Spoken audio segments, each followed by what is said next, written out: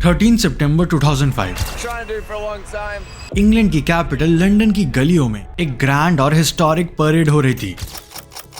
ये उसी टाइप की विक्ट्री परेड थी जो कि हम इंडियन फैंस ने 2024 का T20 वर्ल्ड कप जीतने के बाद मुंबई में देखी थी। लेकिन 2005 में इंग्लैंड में ये विक्ट्री परेड कराने का आखिर क्या लॉजिक था?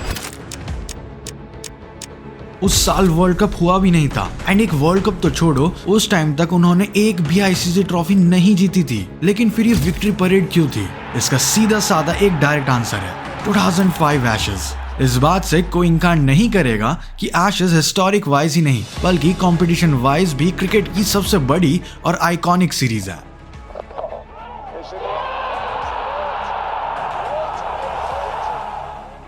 जहां पे क्रिकेट फैंस ये डिसाइड नहीं कर पाते कि कौन सी टीम ज्यादा स्ट्रॉन्गर है। उसी सीरीज को जीतने के बाद इंग्लैंड की टीम ये विक्ट्री परेड करवा रही थी। इस 2005 की एशेज को इंग्लैंड एंड ऑस्ट्रेलिया की नहीं बल्कि पूरे क्रिकेट हिस्ट्री की मोस्ट थ्रिलिंग सीरीज में से एक माना जाता है।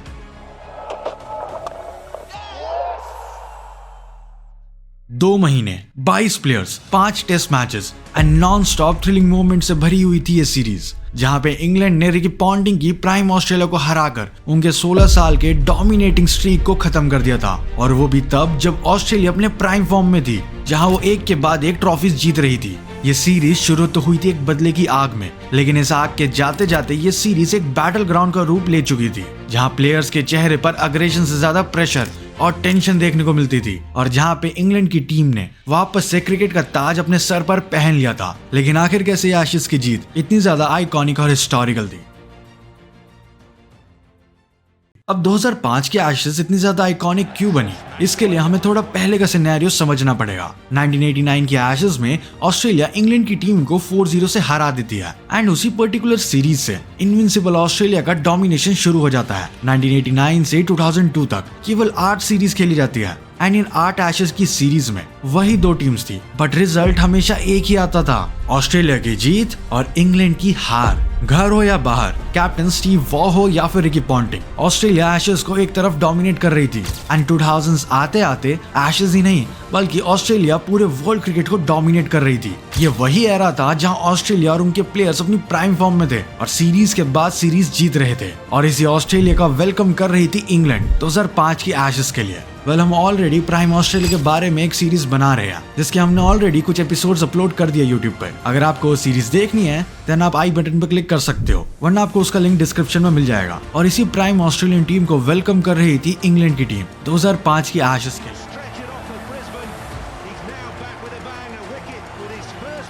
ये सीरीज अभी तक शुरू भी नहीं हुई थी कि सभी क्रिकेट एक्सपर्ट्स ऑलरेडी ऑस्ट्रेलिया को विनर घोषित कर चुके थे, क्योंकि पिछली 8 बार से तो ऑस्ट्रेलिया ही सीरीज को जीतते हुए आ रही थी। लेकिन मार्च 2005 में रिकी पॉन्टिंग की तरफ से ये स्टेटमेंट आता है, this series will be closest of all. इसका रीजन काफी सिंपल था, क्योंकि इंग्लिश टीम भी उस टाइम पर कई सारे लेजेंडरी प्लेयर से भरी हुई थी, और ये कहना बिल्कुल भी गलत नहीं होगा कि 2005 की एशेज की इंग्लैंड टीम पिछले गए डिकेड्स की सबसे बेस्ट इंग्लिश टीम थी, जिसकी वजह से अपोजिशन टीम के कैप्टन से ऐसा बयान काफी एक्सपेक्टेड था। और अगर ऊपर से उनके स्टार प्लेयर एंड्रू फ्लिंटॉफ के फॉर्म को ऐड कर दे तो कोई नहीं बता सकता था कि इस सीरीज को कौन जीतने वाला है। इस सीरीज से सबको काफी ज्यादा एक्सपेक्टेशंस थी, फिर चाहे वो फैंस हो या फिर फॉर्मर क्रिकेट लेजेंड्स। ये सीरीज अब बस एक सीरीज ही नहीं बल्कि एक ऐसे इवेंट की तरह देखी जा रही थी जहाँ पे क्रिकेट का ताज डिसाइड होने वाला था, जिसे ऑस्ट्रेलियन टीम पिछले 8 सीरीज से लगातार अपने नाम करते हुए आ रही थी। वहीं पे अब होस्ट इंग्लैंड को बस इसी विनिंग स्ट्रीक को खत्म करना था, जो कि बिल्कुल भी आसान काम नहीं था। सीरीज स्टार्ट होती है और इस सीरीज का पहला टेस्ट मैच इंग्लैंड के लॉर्ड्स क्रिकेट ग्राउंड पे खेला जाने वाला था। लॉर्ड्स को क्रिकेट का घर माना जाता है, और जिस सीरीज की हाइप और एक्सपेक्टेशंस आसमान छू रही हो तो उस सीरीज के स्टार्ट एक आइकॉनिक ग्राउंड से ही करना चाहिए। टेस्ट मैच शुरू होता है और आखिरी दिन तक ऑस्ट्रेलिया सभी इंग्लिश फैंस को यह एहसास करा देती है कि आखिर क्यों उन्हें वर्ल्ड की नंबर 1 टीम कहा जाता है। उस मैच में ऑस्ट्रेलियन टीम टॉस जीतती है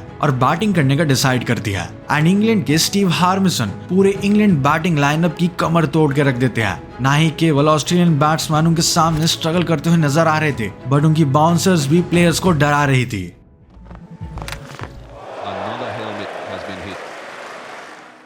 वहां पर हार्मिसन का 5 विकेट हॉल पूरा हुआ और यहाँ ऑस्ट्रेलिया की टीम 190 रन्स पर ही ऑल आउट हो गई। सभी को इस पॉइंट पर यह लग रहा था कि बस अब तो ऑस्ट्रेलिया का खेल खत्म। एंड इंग्लैंड इस मैच को इजीली डोमिनेट करके जीत जाएगी। लेकिन वो कहते हैं ना, comebacks are better than setbacks.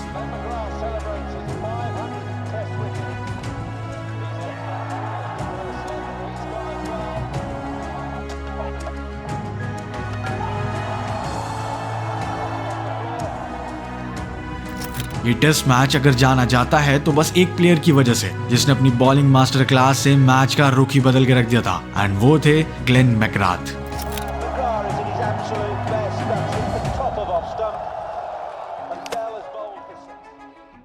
Glenn McGrath के पूरे करियर में लॉर्ड्स के मैदान को उनका दूसरा घर बताया गया है, और ऐसा क्यों कहा जाता था हमें इस टेस्ट में साफ साफ दिख गया। उन्होंने पहली इनिंग में ही 5 विकेट हॉल लेकर इंग्लैंड की टीम को 155 पर ऑल आउट कराने में एक इंपॉर्टेंट रोल प्ले किया। एंड देन सेकंड इनिंग में जब इंग्लैंड की टीम मैसिव 420 रन्स का इम्पॉसिबल सा टारगेट चेस करने के लिए उतरी, तब फिर से 4 विकेट हॉल लेके उन्होंने इंग्लैंड को बस 180 रन्स पे ऑल आउट करके मैच जितवा दिया। सारी की सारी एक्सपेक्टेशंस जो इंग्लैंड फैंस और दुनिया की थी इंग्लैंड से, वो पहले मैच के बाद ही खत्म होते हुए दिख रही थी। फैंस से बैकलैश तो मिल ही रहा था, मगर सबके मन में एक सवाल जरूर था कि अगर अभी नहीं तो कब।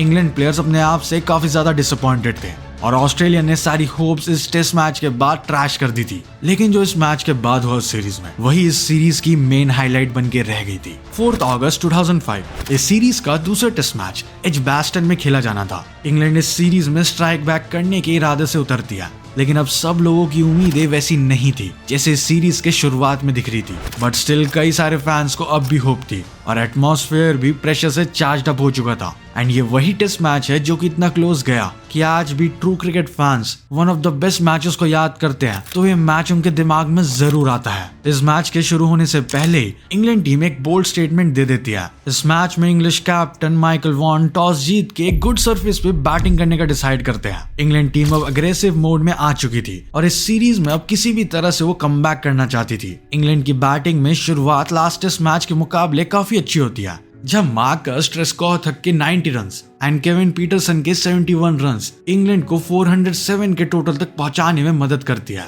लेकिन उस इनिंग में सबसे इंपैक्टफुल पारी एंड्रू फ्लिंटॉफ ने खेली थी। उन्होंने केवल 62 बॉल्स में 67 रन्स बनाकर पूरे मैच का टोन सेट कर दिया था। वो इंग्लिश टीम कितनी अग्रेसिव थी, इस बात का अंदाजा आप इसी बात से लगा सकते हो कि 400 प्लस रन्स बनाने में जहां टीम 100 से 120 ओवर लगा देती है, वहां उस दिन इंग्लैंड टीम ने केवल 79 ओवर्स ही लगाए थे इतने रन्स बनाने में। And I am not even kidding. By the way, Discord server join करना मत भूलना, वहां पर हम क्रिकेट रिलेटेड डिस्कशंस करेंगे। अगर आपको ज्वाइन करना है तो आपको लिंक डिस्क्रिप्शन में मिल जाएगा, डू चेक आउट। एजबास्टन के उस ग्राउंड पर 400 प्लस रन्स बना देना, that was a really good start for England team. इसके बाद ऑस्ट्रेलिया की टीम बैटिंग करने आती है, और फ्लिंटॉफ एंड साइमन जोन्स के अग्रेसिव स्पेल के सामने घुटने टेक देती है। हालांकि ऑस्ट्रेलिया फाइट अच्छा करती है,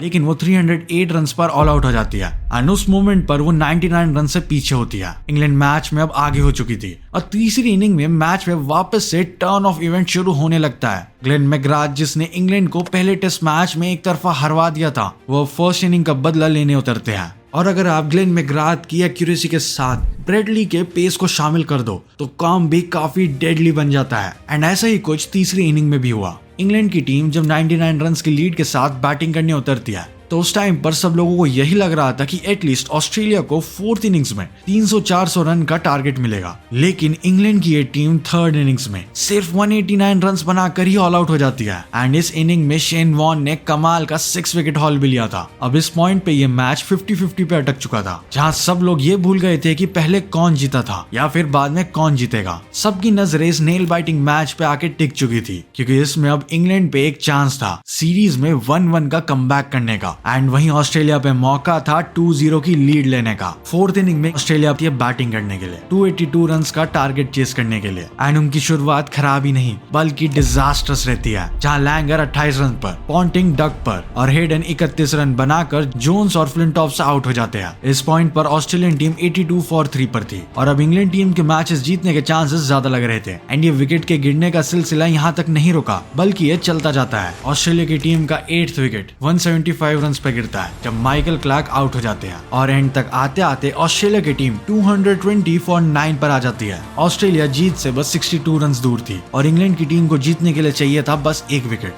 एंड आगे वही चीजें होती है जिसने इस एशेज को हमेशा के लिए इमॉर्टल बना के रख दिया। मैच एक बार फिर से टर्न अराउंड करता है और एक और ट्विस्ट आता है एंड फिर ब्रेट ली ने माइकल क्रास्पोविच के साथ मिलकर एक और इम्पोर्टेंट पार्टनरशिप बनाई एंड ऑस्ट्रेलिया के स्कोर को 279 तक लेके गए। ऑस्ट्रेलिया को इस थ्रिलिंग टेस्ट मैच को जीतने के लिए और क्रिकेट हिस्ट्री में सबसे बेहतरीन कमबैक करने के लिए अब बस 3 रन चाहिए थे और बॉलिंग कर रहे थे स्टीव हार्मिसन एंड स्टीव एक शॉर्ट पिच बॉल डालते हैं। वो बॉल जानी तो चाहिए थी एक बाउंड्री के लिए, लेकिन माइकल कैस्परोविच का एज लगकर वो बॉल पीछे जेरन जोन्स के हाथ में चली जाती है एंड माइकल वहीं पर आउट हो जाते हैं। ऑस्ट्रेलिया वो नेल बाइटिंग टेस्ट मैच केवल 2 रन के मार्जिन से हार जाती है। सभी के सभी फैंस, चाहे वो ऑस्ट्रेलियन फैन हो या फिर इंग्लिश फैन, सब लोग इस मैच से सेटिस्फाइड थे क्योंकि इतना नेल बाइटिंग मैच शायद ही किसी ने उस टाइम तक देखा होगा। वेल, इसके अलावा भी इंग्लैंड का एक और नेल बाइटिंग मैच हुआ था जो कि 2019 का वर्ल्ड कप फाइनल था अगेंस्ट न्यूजीलैंड, जिसके बारे में हमने ऑलरेडी वीडियो बना रखा है। अगर आपको वो वीडियो देखना है तो आप आई बटन पे क्लिक कर सकते हो, वरना लिंक डिस्क्रिप्शन में मिल जाएगा। एंड अब इस मैच के बाद ये सीरीज 1-1 पे ड्रॉ हो चुकी थी। इस सीरीज के थर्ड मैच के लिए सब एक्साइटेड थे। सबको जानना था कि कौन सी टीम पहले लीड लेगी। 11 अगस्त 2008 इस सीरीज का third test match Old Trafford में खेला जाता है। एजबास्टन में खेले गए उस आइकॉनिक मैच की वजह से मोमेंटम पूरी तरीके से इंग्लैंड के फेवर में शिफ्ट हो चुका था और अब इस मैच से पता चलने वाला था कि कौन सी टीम इस सीरीज को लीड करेगी। एजबास्टन वाले टेस्ट ने जहां हमें कॉम्पिटिटिवनेस और थ्रिलिंग से फन दिया, वहीं पे ये मैच हमें पेशेंस और स्किल दिखाने वाला था। इस मैच में इंग्लैंड टॉस जीत के फ्लैट पिच पे बैटिंग करने का डिसाइड करती है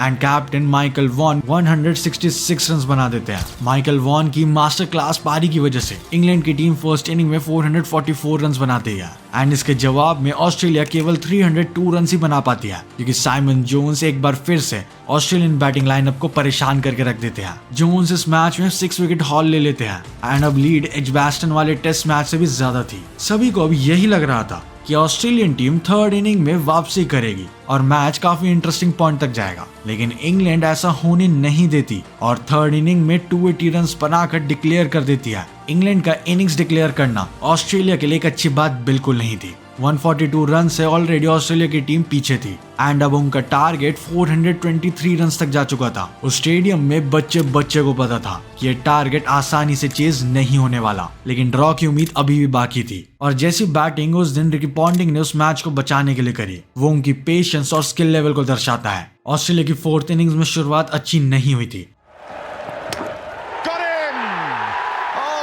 और स्कोर 1 पॉइंट पर 96 फॉर 2 था, लेकिन तभी रिकी पॉन्टिंग एक टफ और इंटेंस सिचुएशन में बैटिंग करने आते हैं और लास्ट डे पर बैक इंजरी होने के बावजूद एक आर्टिस्टिक इनिंग खेल देते हैं। वो नॉट आउट 156 रन बना देते हैं, जहां वो ऑलमोस्ट 3 से 3.5 घंटे तक अकेले ही बैटिंग करते हैं और मैच को आखिरी दिन पर ड्रॉ करवा देते हैं। पॉन्टिंग की ये सेंचुरी भले ही ऑस्ट्रेलिया को मैच नहीं जितवा पाई, लेकिन वो नॉक आज भी उनकी one of the favourite Ashes knock में से एक है एंड इसी नॉक की वजह से उन्हें उस मैच का player of the match award भी मिला था। इंग्लैंड के लिए मैच जहां एक मिस्ड अपॉर्चुनिटी थी, वहीं पे ऑस्ट्रेलिया के लिए एक फाइटिंग बैक का मोमेंट था जहां वो हारा हुआ मैच भी ड्रॉ करवा लेती है। सीरीज अब अपने चौथे टेस्ट मैच पे आकर खड़ी हो चुकी थी, जो कि नॉटिंघम के ट्रेंट ब्रिज स्टेडियम पे खेला जाना था। ये वो टेस्ट मैच था जहां इंग्लैंड के एंड्रू फ्लिंटॉफ अपने करियर की one of the best performance दिखाने वाले थे। ओल्ड ट्रैफर्ड के एक ड्रामेटिक ड्रॉ के बाद ये सीरीज अब भी 1-1 पर ही खड़ी हुई थी और इस 2005 की एशेज सीरीज को अब कौन जीतेगा, ये इस मैच से कहीं ना कहीं पता चलने वाला था। एक बार फिर से इंग्लैंड की टीम टॉस जीतकर बैटिंग करने का डिसाइड करती है। माइकल वॉन और मार्कस ट्रेस्कॉथिक दोनों ही मिलकर ब्रिलियंट हाफ सेंचुरीज लगाते हैं, लेकिन अभी एंड्रू फ्लिंटॉफ आने बाकी थे, जो कि उस दिन सारी अटेंशन अपनी ओर खींच लेते हैं क्योंकि वो उस दिन 132 बॉल्स पर शानदार 102 रन बना देते हैं एंड उस टाइम पर वो पूरी दुनिया को बता देते हैं कि उन्हें वर्ल्ड का बेस्ट ऑलराउंडर ऐसे ही नहीं कहा जाता। उनकी सेंचुरी की मदद से इंग्लैंड की टीम 477 का टोटल बना देती है एंड इसके बाद इंग्लैंड के प्लेयर्स फर्स्ट इनिंग के बाद भी नहीं रुकते और बॉलिंग में भी ऑस्ट्रेलियन बैटिंग लाइनअप को चीर के रख देते हैं।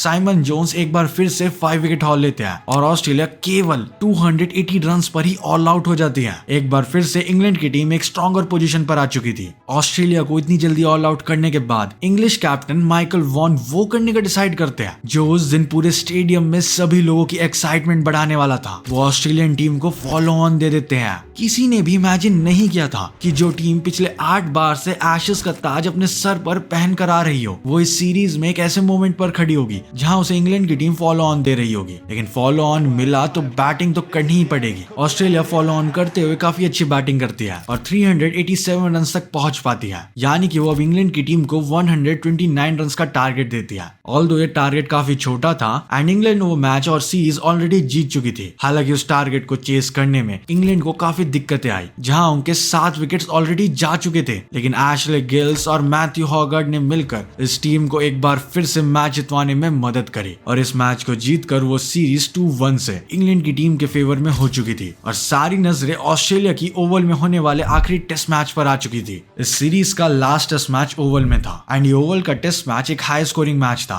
जहां रन्स के अलावा कुछ और लग ही नहीं रहा था। उस मैच में हमें मैथ्यू हेडन, केविन पीटरसन और एंड्रू स्ट्रॉस के बल्ले से शानदार सेंचुरीज देखने को मिली एंड काफी सिंपल तरीके से ये वाला मैच ड्रॉ भी हो गया एंड फाइनली इंग्लैंड ये सीरीज जीत चुकी थी। और इंग्लैंड की इस अग्रेसिव टीम ने ऑस्ट्रेलिया की 16 साल पुरानी स्ट्रीक को तोड़कर इस वाली एशेस को अपने नाम कर दिया था। ऑलमोस्ट 2 महीने चलने वाली आइकॉनिक सीरीज अब फाइनली खत्म हो चुकी थी और इतने लंबे अरसे के बाद क्रिकेट फैंस ने एक एपिक राइवलरी विटनेस की थी जहां कब कौन आगे हो रहा था इसका किसी को भी आइडिया नहीं था। Emotions, cricket, controversy, fan base और मीडिया सब अपने पीक फॉर्म में था। ये सीरीज केवल एक नॉर्मल सीरीज नहीं बल्कि जंग का मैदान बन चुकी थी जिसे 2 महीने के एक लंबी बैटल के बाद इंग्लैंड टीम ने जीता था और ऑस्ट्रेलिया की 16 साल के डोमिनेशन को एक साइड पे लाकर खत्म कर दिया था। एंड यहाँ पर सबसे इंटरेस्टिंग बात यह है कि ऑस्ट्रेलिया की वो टीम कोई मामूली टीम नहीं थी, वो थी प्राइम ऑस्ट्रेलिया की टीम जो कि उस टाइम पर 2 वर्ल्ड कप ऑलरेडी जीत चुकी थी और आगे जाके अपना तीसरा वर्ल्ड कप भी जीतने वाली थी। उस टीम को इंग्लैंड की इस टीम ने इजीली डोमिनेट करके हरा दिया था एंड इवन इंग्लैंड की टीम भी लेजेंड से भरी हुई थी। फिर चाहे वो माइकल वॉन हो, केविन पीटरसन हो, एंड्रू फ्लिंटॉफ हो या फिर स्टीव हैमिसन हो एंड ये 11 के 11 प्लेयर्स उस सीरीज में अलग ही लेवल पर थे जो कि एक सबसे बड़ा इंपॉर्टेंट रीजन था उनकी इस जीत का।